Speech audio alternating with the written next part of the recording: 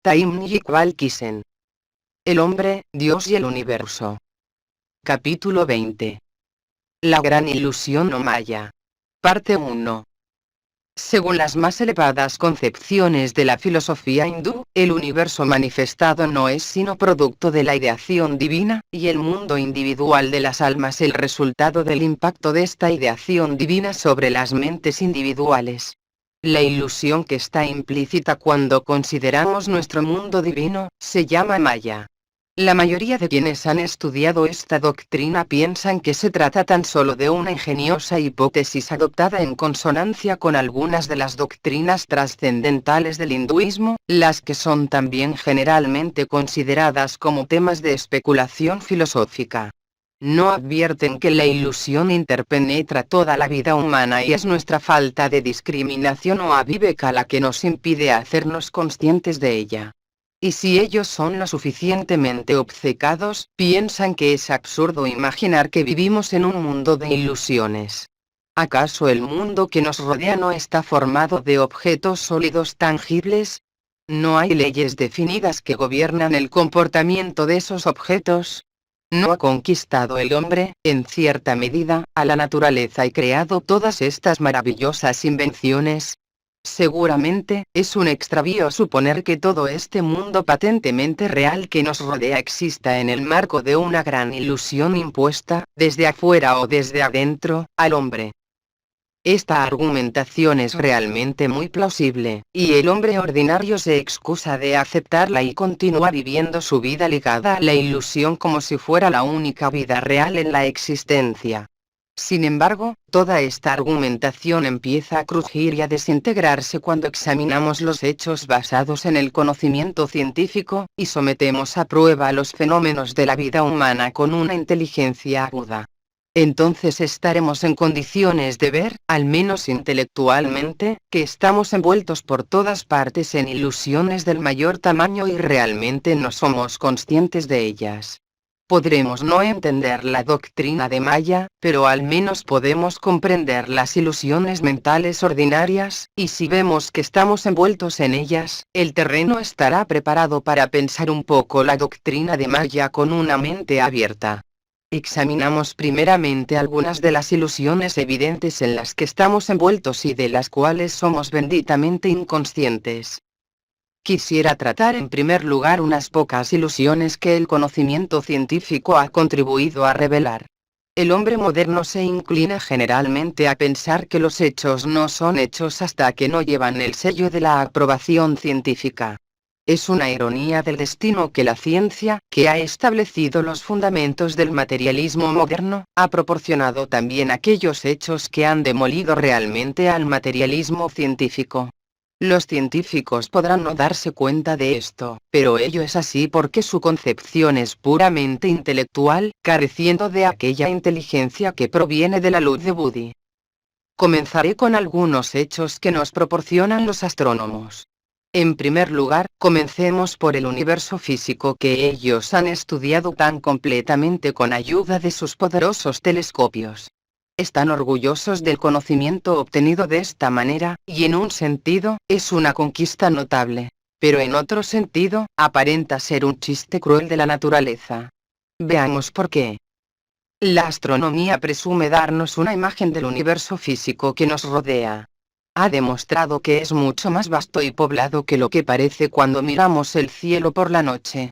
Hay billones de estrellas de todo tamaño, unas en proceso de formación, otras en proceso de desintegración.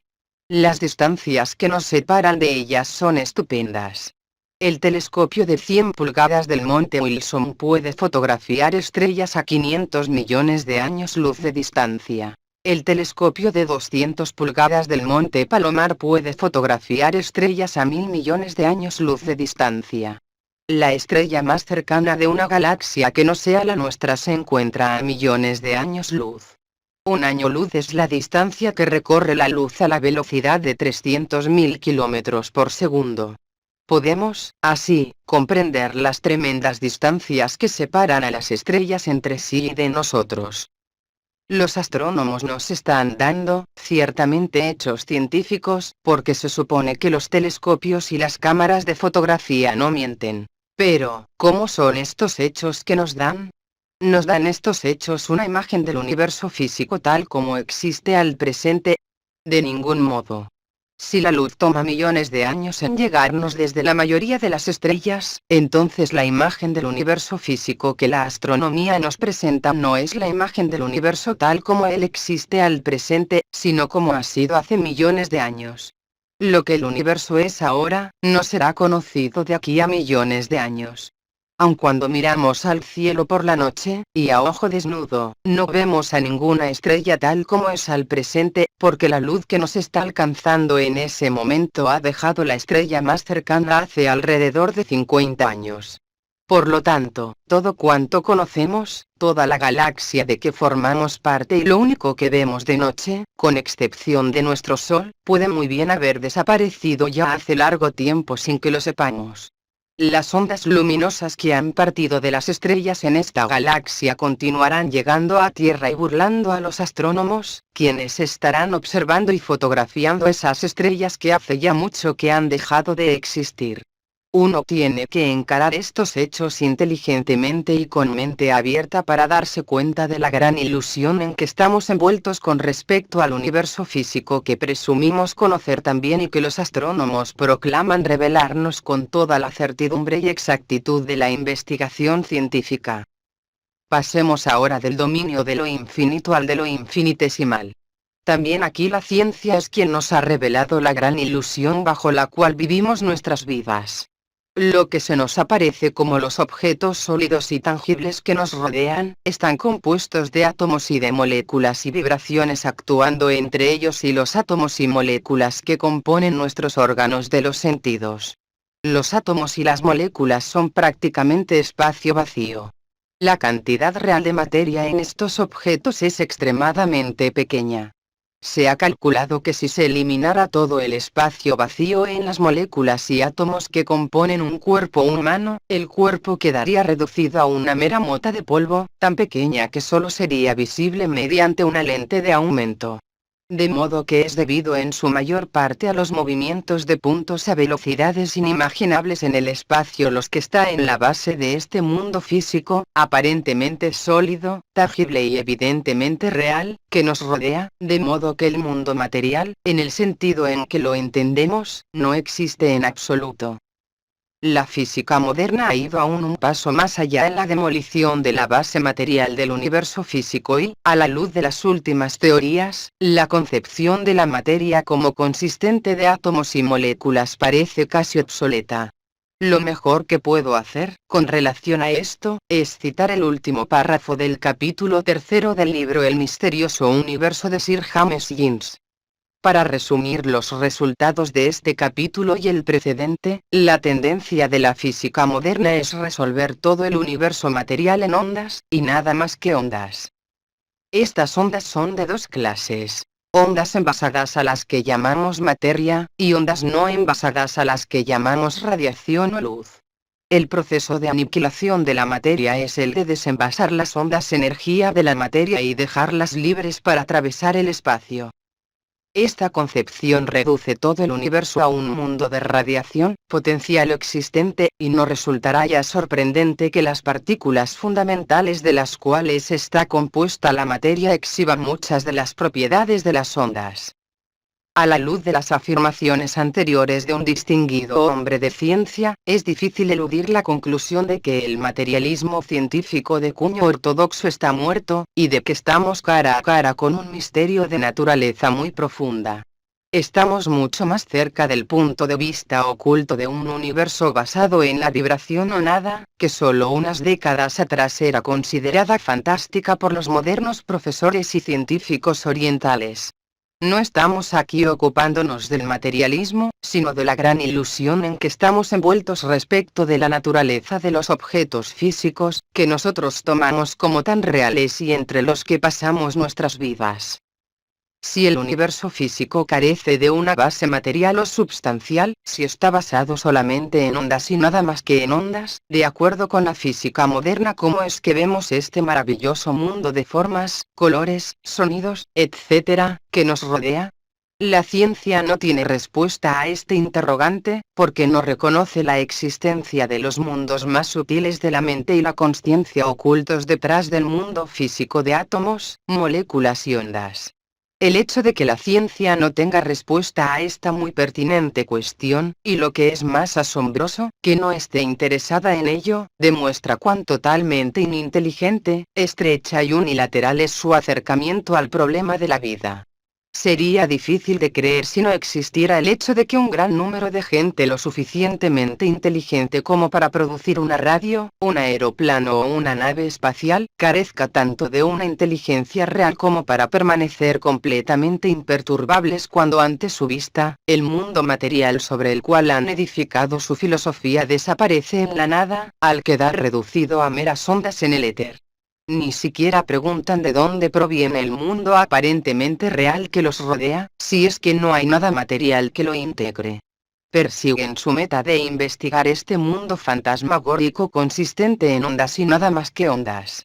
Si necesitáramos de un ejemplo notable para demostrar la diferencia entre el mero intelecto y la inteligencia derivada de la facultad búdica, este lo es. A fin de hallar una respuesta al interrogante planteado arriba, será necesario acudir al mecanismo de la percepción mental a través de los órganos de los sentidos. Veremos entonces no solamente de dónde proviene el mundo en que vivimos, sino que también la gran ilusión que subyace en la percepción de un mundo externo a través de nuestros órganos de los sentidos. Como este es un asunto de una importancia muy grande, tanto para el estudiante de psicología como para el aspirante, entraremos en algunos detalles de él. Todos pensamos y sentimos que estamos viviendo en un mundo de objetos reales tangibles, tocándolos, viéndolos, oliéndolos, etc., directamente. Sin embargo, no necesitaremos entrar en ninguna indagación filosófica sutil ni en ningún análisis psicológico para convencernos de que realmente estamos viviendo en un mundo mental que reside en nuestra propia mente y que los objetos que tocamos, vemos y olemos son solamente nuestras imágenes mentales que hemos proyectado al exterior por acción de algún proceso mental.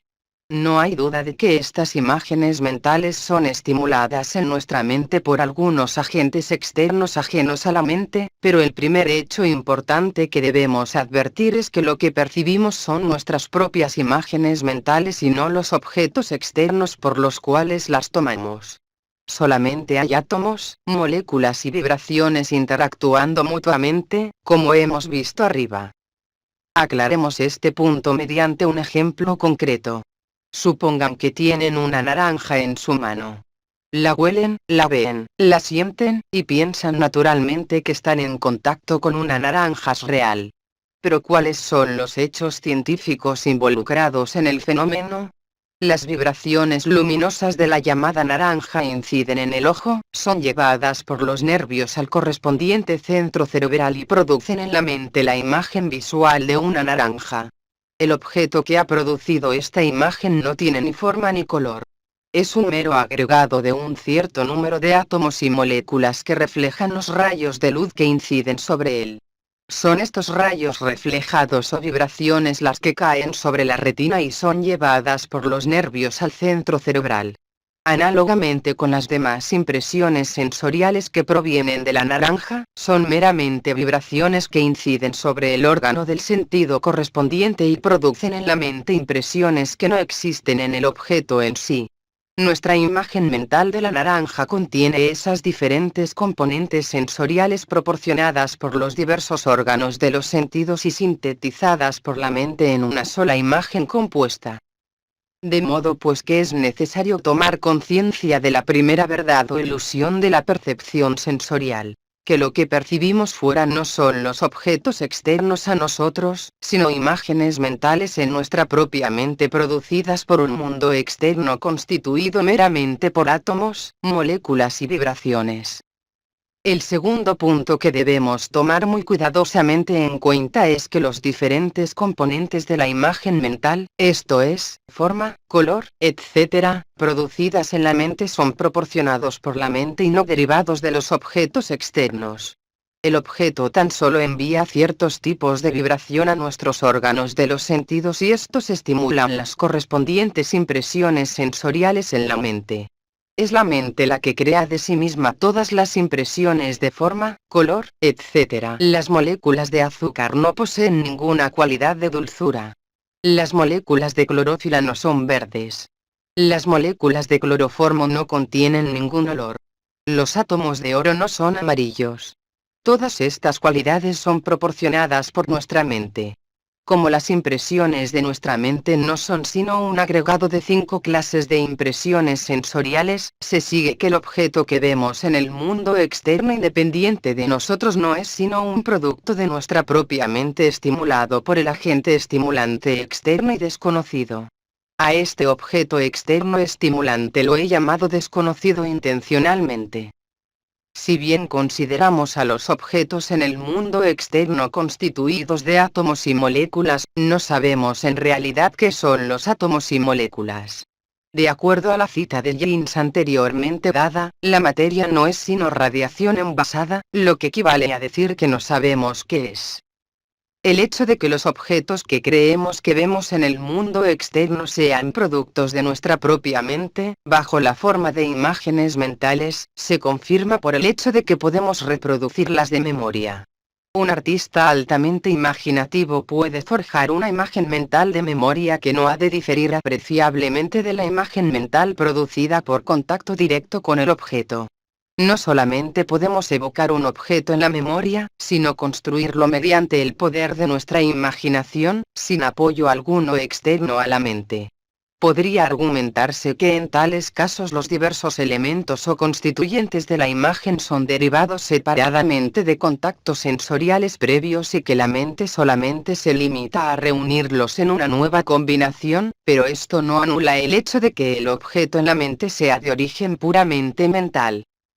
También debemos recordar que los samskaras o recuerdos de las impresiones dejadas en el cerebro por impresiones sensoriales previas, son tan solo insensibles y complejos agregados de átomos y moléculas, de los que no puede esperarse que por sí mismos que produzcan imágenes mentales por el poder de la memoria o de la imaginación. Es el contacto de la mente con estas impresiones el que es esencial para la producción de tales imágenes en la memoria o en la imaginación. Sin tales contactos esas impresiones son como carpetas en un archivo sin nadie que lea los registros. La mente, pues, es un factor esencial en todos estos fenómenos y esto confirma una vez más el hecho de que los objetos de la percepción son meras imágenes mentales en nuestra mente aunque estimuladas directamente por objetos externos o indirectamente por los recuerdos almacenados en nuestra memoria. Penetremos ahora un poco más en la naturaleza de estos dos tipos de estímulos. 1. Por contacto directo con los objetos externos. Y 2. Por contacto indirecto con las impresiones almacenadas en el cerebro o en vehículos superiores de conciencia. Ya hemos visto que la mente individual es un factor indispensable en tales percepciones y que el estímulo puede ser proporcionado ya por objetos externos o por las impresiones dejadas en el vehículo por contactos anteriores con los objetos.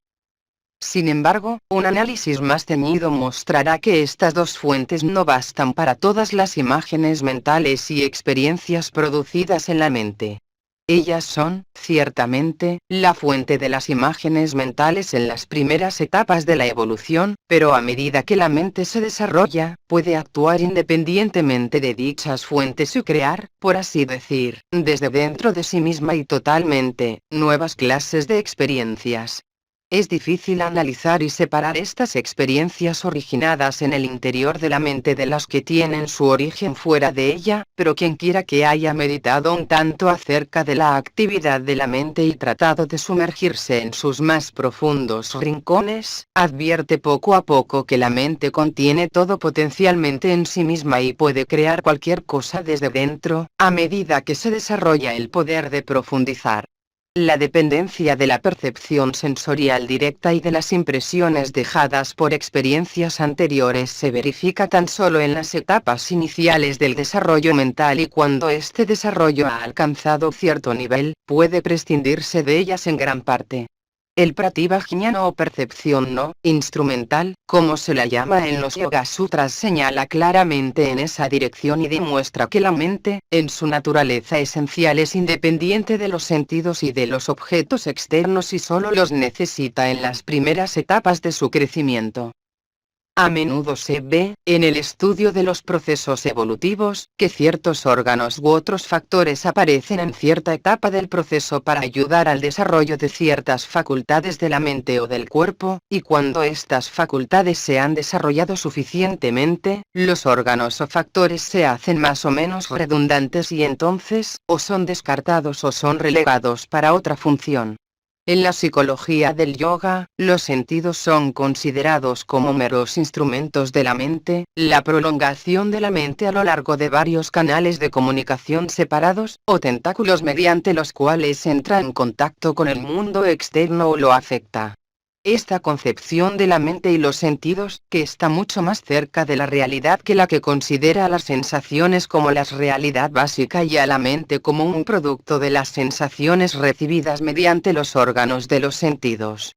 El símil de la abeja reina y las demás abejas de la colmena, que se usa frecuentemente en la psicología yógica para indicar la relación entre la mente y los sentidos, tiene la intención de mostrar que los sentidos no solo son extensiones de la mente, sino que le están subordinados, para servir tan solo a sus propósitos y crecimiento y de ningún modo para formar la base de la mente.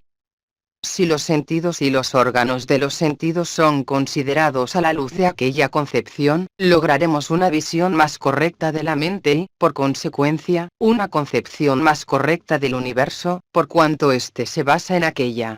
No podremos comprender la naturaleza del universo sin comprender la naturaleza de la mente, porque el universo surge de la conciencia y es de idéntica naturaleza esencial que la mente. Y como la todo incluyente y abarcante mente con sus ilimitadas posibilidades no es sino una forma diferenciada de consciencia, se verá que la consciencia pura o realidad es aquel substratum en el cual yacen ocultas todas las posibilidades, y a partir del cual es dable realizar toda creación mental posible. Todo es cuestión de desarrollo de consciencia y de desenvolvimiento de los poderes que acompañan a tal desarrollo. El logos, en quien la consciencia está plenamente desarrollada, puede crear un sistema solar, mientras que una mónada, no desarrollada, solo puede crear su pequeño mundo mediante la personalidad. La consciencia es algo así como la luz blanca que contiene en forma integrada todos los colores del espectro y que pueden separarse de él por algún procedimiento adecuado. O más bien, es como la radiación total del Sol, que incluye no solamente la luz blanca conteniendo todos los colores en una combinación entrefundida, sino también las vibraciones infrarrojas y ultravioletas y demás energías. En este símil los niveles supramentales corresponden a las vibraciones ultravioletas, las más sutiles. Los niveles subconscientes al infrarrojo, los más densos, y el nivel consciente al espectro intermedio de la luz visible. Una región ilimitada e inexplorada de la mente se extiende a ambos lados de la mente consciente, la que es familiar al hombre corriente. En la práctica yógica, estos inexplorados pero mucho más reales y sutiles dominios de la mente, y que contienen todos los secretos de la vida y de la consciencia, son explorados y dominados, y aún puede llegar a conocerse la naturaleza de la consciencia pura. Esto es la verdadera autorrealización. Entonces es cuando uno realiza que todo este universo manifestado es mente o consciencia, porque mente no es esencialmente distinta de la consciencia, así como las luces coloreadas no son esencialmente diferentes de la luz blanca. La precedente discusión respecto de la naturaleza del mecanismo total de la percepción mental puede parecer una digresión del tema principal, es decir, de la ilusión involucrada en la percepción sensorial y mental, pero era necesaria para aclarar este punto y rastrear los diversos vínculos que conectan a la consciencia pura con el centro de nuestro ser y con los órganos de los sentidos, que son las avanzadas de esta consciencia en la periferia del cuerpo físico. Sin una idea general de estos vínculos no podemos comprender realmente la gran ilusión involucrada en la percepción sensorial que nos hace ver fuera lo que realmente está dentro de nuestra mente, que nos hace interpretar el mundo interior de nuestra mente como un mundo externo que contiene una infinita variedad de cosas, reales y tangibles. Pero uno debe ponderar estas cosas y profundizar en el asunto, para captar su real significado.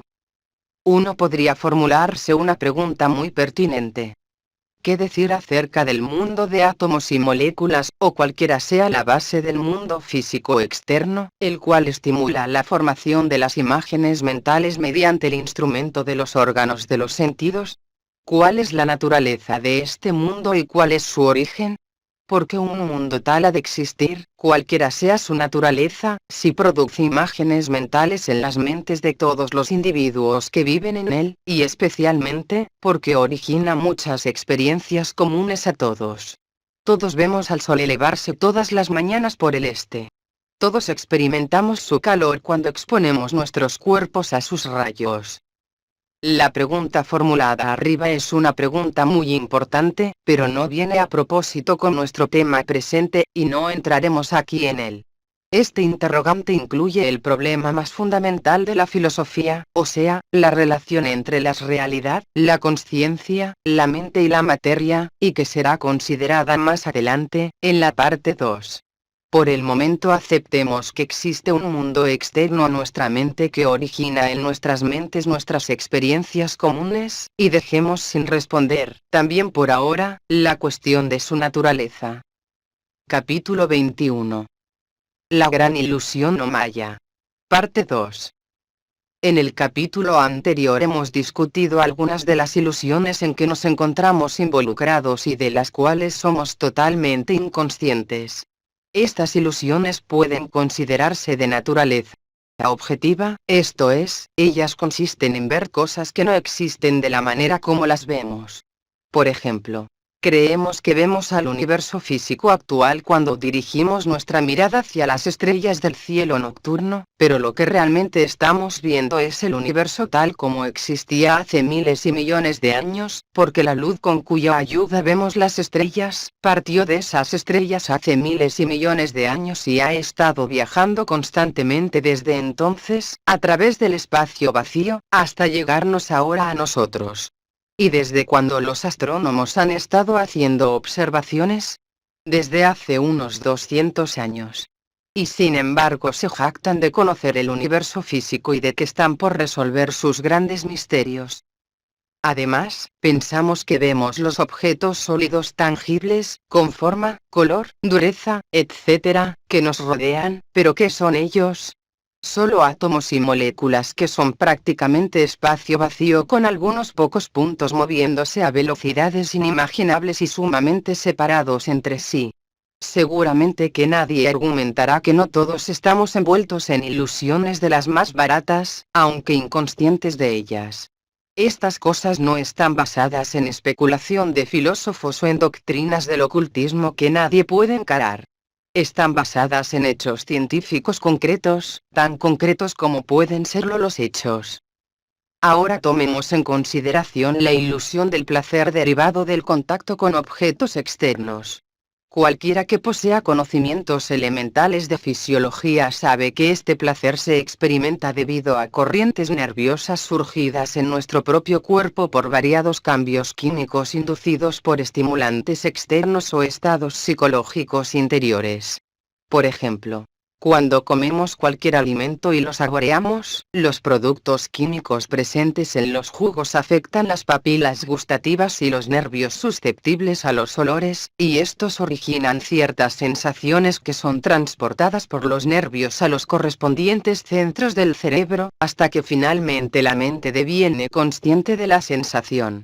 Pero la mente, en lugar de ver al estimulante de los nervios como la causa de la sensación, proyecta la sensación sobre los objetos que estimularon a los nervios y considera que esos objetos son la fuente del placer que se experimenta. Sin embargo, ¿cuáles son los hechos? Primero, el asiento de la sensación está en nuestro cuerpo. Es el estímulo de los nervios el que causa la sensación. Segundo, el placer derivado de la sensación misma, no reside en la sensación en sí, sino que está presente en la mente. Una misma sensación que se experimenta como placentera, puede experimentarse como dolorosa bajo diferentes condiciones mentales. Por ejemplo, una persona aficionada a comer pescado enlatado comenzará a odiar el pescado enlatado si un hijo suyo muere intoxicado con pescado enlatado. Obviamente, es la condición de la mente la que determina el placer, de modo que la fuente del placer ha de estar más adentro.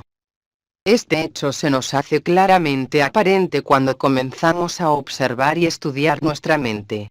Podremos observar que aunque rodeados de toda clase de lujos y medios de gozo, si estamos internamente desarmónicos y perturbados permaneceremos frustrados e infelices y todo lo más que podremos experimentar será alguna pequeña sensación física placentera.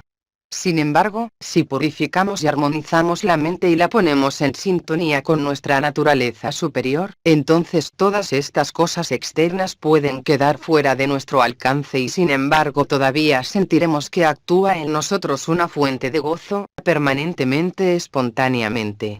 Todo esto evidencia que la fuente de placer, alegría, felicidad, ananda, está realmente dentro de nosotros, aunque los objetos del mundo exterior estimulen la mente con diversos grados de intensidad y produzcan la ilusión de que ellos son la fuente de esas sensaciones agradables o estados de la mente.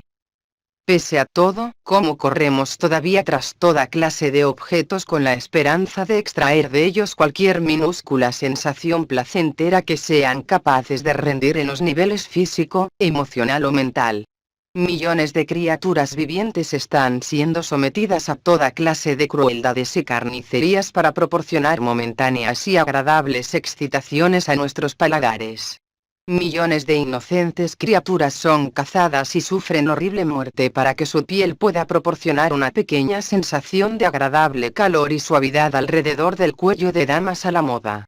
Millones de litros de alcohol son consumidos para proporcionar unos efímeros instantes de alegría a mentes insatisfechas y desgraciadas. Por lo visto, esta ilusión subyacente en el placer sensorio no es tan inocente como podría parecer a primera vista. Podría tomar muchas otras ilusiones similares, como la ilusión del poder, que nos hace creer que nosotros somos el origen del poder, en lugar de meros centros o instrumentos por los que su poder fluye por momentos. O la ilusión del conocimiento intelectual, que nos hace tomar a meras ideas por la verdad. O la ilusión del cuerpo físico, que nos hace creer que somos el cuerpo, y que cuando el cuerpo envejece nosotros envejecemos y que cuando el cuerpo muere nosotros morimos. O la ilusión de la riqueza, que nos hace creer que por tener una abultada cuenta bancaria tenemos asegurado nuestro bienestar y seguridad. O la ilusión del nombre y la fama, que nos hace embarcarnos en ciertas actividades con la vana esperanza de llegar a ser famosos y dejar un nombre que sea recordado para siempre. O la ilusión de la nacionalidad, que nos hace creer que otros seres humanos que viven más allá de una línea imaginaria y arbitrariamente establecida, no son seres humanos sino enemigos que deben ser aniquilados sin piedad. Ahora bien, el objeto de traer bajo observación a todas estas ilusiones es el de hacer ver que la ilusión compenetra nuestra vida y el hecho de que no seamos conscientes de ellas no significa que la ilusión no exista. Algunas de estas ilusiones son de tal naturaleza que podríamos llegar a ser conscientes de ellas si observamos cuidadosamente nuestra mente. Otras son más profundas y logramos hacernos conscientes de ellas si logramos elevar nuestra consciencia a planos más sutiles. Y hay otras de un carácter aún más fundamental, como las del tiempo y espacio, de las cuales solamente podremos llegar a ser conscientes recién cuando trascendamos los dominios de la mente y nuestra conciencia actúe en el dominio de la realidad. No nos concierne aquí ocuparnos del cómo las ilusiones pueden trascenderse. Lo que sí nos concierne es el ver si las múltiples ilusiones desempeñan o no un papel importantísimo en nuestra vida. Cuando el tema de Maya es discutido por quienes no lo han profundizado, lo consideran como una mera doctrina filosófica que nada tiene que ver con la vida real y con la cual ellos mismos no tienen nada que ver. En Occidente, especialmente aquellos que se enorgullecen de su actitud realista, miran sospechosamente a la doctrina de Maya, pues parecería sacudir desde los cimientos a su realismo. Ellos están propensos a discutirla como una hipótesis ingeniosa inventada por los filósofos hindúes para sustentar sus doctrinas filosóficas. Puede demostrarse que la ilusión compenetra toda nuestra vida, aun de acuerdo con el conocimiento científico sobre el que depositamos gran parte de nuestra confianza, de modo que pienso que ya tenemos bastante preparado el terreno para empezar a considerar seriamente la doctrina de Maya, que forma una parte integral de la filosofía oculta. Nos proponemos, entonces, considerarla seriamente y también comprenderla más fácil y cabalmente, dado que todos estos diferentes tipos de ilusiones a que nos hemos referido en páginas anteriores son solamente aspectos diferentes, a niveles diferentes, de aquella ilusión fundamental que llamamos Maya o avidya, ignorancia. Si logramos comprender, en cierta medida, alguna de estas manifestaciones inferiores o aspectos de la gran ilusión, tal vez nos sea posible alcanzar una vislumbre de la ilusión fundamental de la que derivan. Después de esta introducción un tanto larga, pasemos a la consideración del tema principal, o sea, la naturaleza de Maya o de la gran ilusión, y de los medios para trascenderla. Para comenzar, creo que no hay nada mejor que citar una estrofa de la muy conocida obra sánscrita Durga Saptashati. Dicha estrofa figura en uno de los himnos dirigidos a Durga por los devas después de que esta Devi, que representa el gran poder divino subyacente en la manifestación, les había ayudado a vencer a las fuerzas del mal. La estrofa es la siguiente. Vam Vaishnavi Shaktirananta Virya Vishvaya Viham Paramassimaya Samoitam Devisamastametad Vam Vai Prasana Bhuvi Matietu. Tú eres el divino poder de Vishnu, la causa efectiva del universo manifestado llamado la Gran Maya. Tú has puesto a todo este universo manifestado bajo el hechizo de tu ilusión. Y solo tú, complaciente, puedes liberarnos de esta ilusión mientras todavía estamos viviendo en esta tierra. Esta es la más elevada concepción del poder divino de la ilusión que subyace en la manifestación y que mantiene envueltas a las mónadas en la manifestación, hasta que su desarrollo haya sido completado y estén listas para liberarse de esta ilusión por haber realizado su verdadera divina naturaleza. Pero debemos lograr una vislumbre del significado más profundo de las palabras a fin de apreciar la magnitud y la belleza de la idea encerrada en esta estancia. Comencemos la consideración del tema formulando el siguiente interrogante. ¿Qué es este poder de ilusión llamado Maya en la filosofía hindú? Quienes no han estudiado debidamente el tema y no han reflexionado sobre él tienen, en general, una idea completamente errónea acerca de Maya.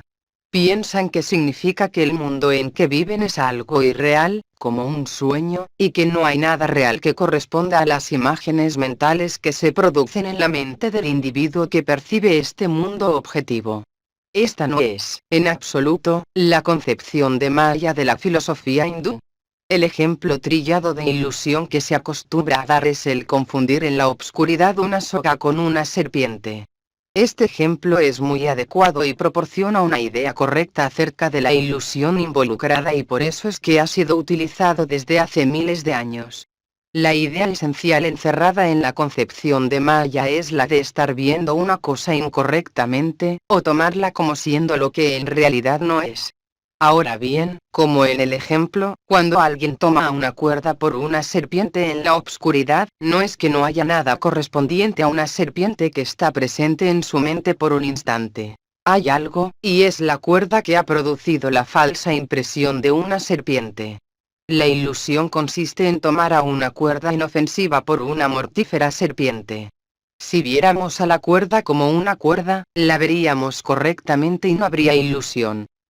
Entonces, el universo en que vivimos es una expresión o corporización de la consciencia divina cuando lo vemos desde el centro de nuestro ser, pero no lo vemos como una corporización de la divinidad o una modificación de la consciencia pura. Lo vemos como un vasto, desconocido y hostil medio ambiente en el que estamos luchando por nuestra existencia individual. En esto consiste la ilusión fundamental llamada Maya y que es responsable de nuestro encadenamiento al mundo manifestado. Desde el momento en que comenzamos a ver este mundo como verdaderamente siendo nada más que Brahman, como se expresa en la máxima sagrada. En verdad, todo esto es Brahman, desaparece la ilusión, porque entonces vemos al mundo como es en realidad. El mundo externo permanece formalmente el mismo, como individuos liberados no vemos un mundo externo nuevo, sino que es visto bajo una nueva luz, como una expresión o corporización de la divinidad. Es visto como Dios manifestado. ¿Qué hay que temer de él, entonces? El mismo error esencial caracteriza a cada tipo de ilusión en que estamos envueltos. Vemos las cosas no como en realidad son, sino como algo totalmente distinto. Vemos al tiempo ordinario como duración independiente de la mente, mientras que en realidad no es sino una sucesión de imágenes mentales de la mente. Vemos al espacio ordinario como algo vacío, con longitud, ancho y profundidad, mientras que en realidad es una concepción mental en la mente, producida por los llamados objetos externos a la mente. Vemos el panorama del mundo desenvolviéndose en nuestro derredor, mientras que en realidad es una mera impresión creada en nuestra mente por el desarrollo de la mente divina o ideación divina, como generalmente se la llama. En todos estos casos, hay algo que origina toda esta variedad de falsas impresiones de la mente, pero ese algo no es aquello por lo que lo tomamos. En la mayoría de los casos, no conocemos qué es ese algo que origina falsas impresiones en nuestra mente, pero hay algo detrás de aquellas impresiones mentales. No todo es imaginación, que es el material con que se construyen los sueños. La ilusión, por lo tanto, consiste no en ver algo donde no hay nada, sino en ver algo diferentemente de lo que en realidad es. Los párrafos precedentes dan, en forma muy condensada, la concepción maya tal como es expuesta por los instructores de la Vedanta, como Shankaracharya. He tratado de evitar toda sutileza filosófica y términos técnicos, y presentado la idea lo más sencillamente posible. Habrá de verse de lo dicho arriba, que el principio general de tomar algo como siendo lo que en realidad no es, rige también en todos los casos de las ilusiones menores que ya hemos discutido en páginas anteriores. Naturalmente que la palabra maya o la gran ilusión está usada estrictamente para aquella ilusión fundamental que nos hace ver al universo manifestado como algo diferente de Brahman y que es la causa de nuestro cautiverio. Pero, las otras formas de ilusión a las que estamos sujetos no son esencialmente distintas de la antes mencionada ilusión fundamental. Difieren de la ilusión fundamental no esencialmente, sino en el tener un campo más limitado y en ser más fáciles de superar. Por ejemplo, mientras que la ilusión creada en nuestra mente cuando confundimos una cuerda con una serpiente en la obscuridad requiere, para ser eliminada, el hacer un poco de luz, la eliminación de la ilusión fundamental que nos hace ver al universo como algo diferente de la realidad, requiere todo el hollar el sendero que conduce a la liberación.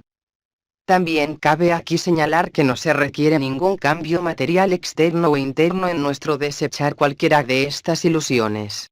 Todo es materia de percepción o de ver las cosas bajo una nueva luz, pero este ver no es de la naturaleza de una comprensión intelectual, sino de una realización, lo cual es totalmente diferente. Aquella, o sea, la mera comprensión intelectual, no nos libera de la ilusión ni de los efectos que siguen a la ilusión, en cambio, la realización sí. Si un niño confunde a una cuerda con una serpiente en la obscuridad, de nada valdría explicarle que se trata tan solo de una cuerda. Él continuará teniendo temor a la cuerda y se negará a acercarse a ella. Pero, si encendemos una luz, advertirá de inmediato su error y tomará la cuerda sin vacilaciones. Análogamente, no sirve el tener una comprensión intelectual de que todo el universo manifestado no es sino Brahman.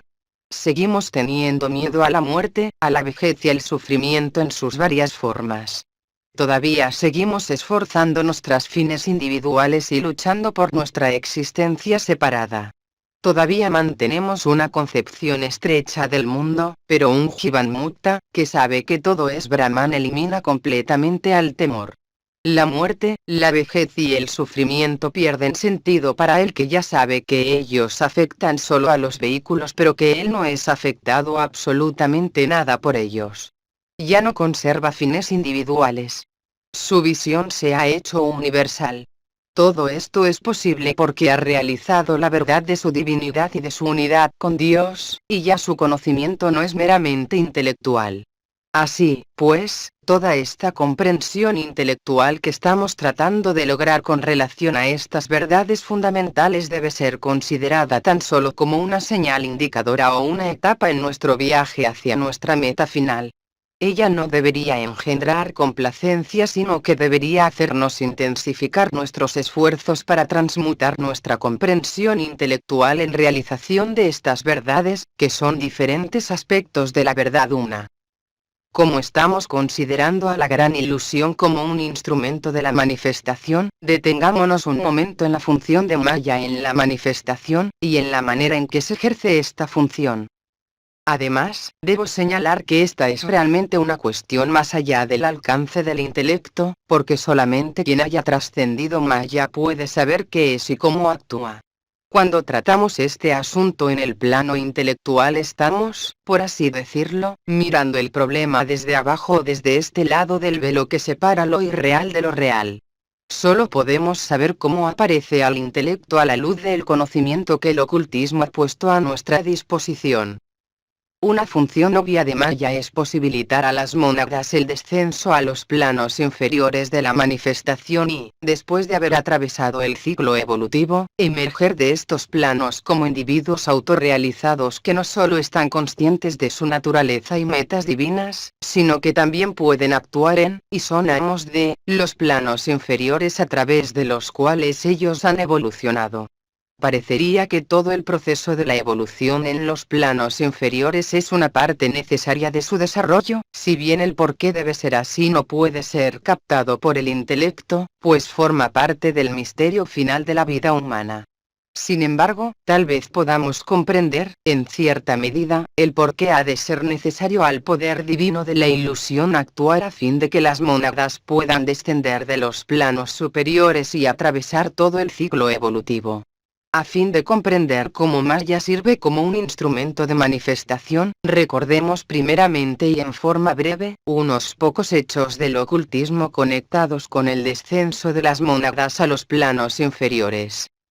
Cuando tiene lugar la creación y nace un nuevo sistema solar, el Logos trae abajo con él las mónadas que le estarán asociadas durante el kalpa que habrá de transcurrir o período de manifestación. Estas mónadas permanecen en su consciencia mientras los planos inferiores no están todavía listos para recibirlas. En ese estado son unas con él y conscientes de su naturaleza divina, pero incapaces de actuar en los planos inferiores. Un pequeño número de mónadas, que ya habían evolucionado hasta un nivel elevado en kalpas anteriores, pueden actuar en todos los planos cuando estos están listos para recibir a las mónadas, y aquellas sirven de adhikari purusas, como mandus, etc. Las otras descienden en vehículos inferiores cuando estos vehículos están listos para ellas, y bajo la guía de sus instructores divinos evolucionan lentamente en esos planos, hasta que ellas, a su vez, llegan a ser individuos autorrealizados y que son amos de esos planos.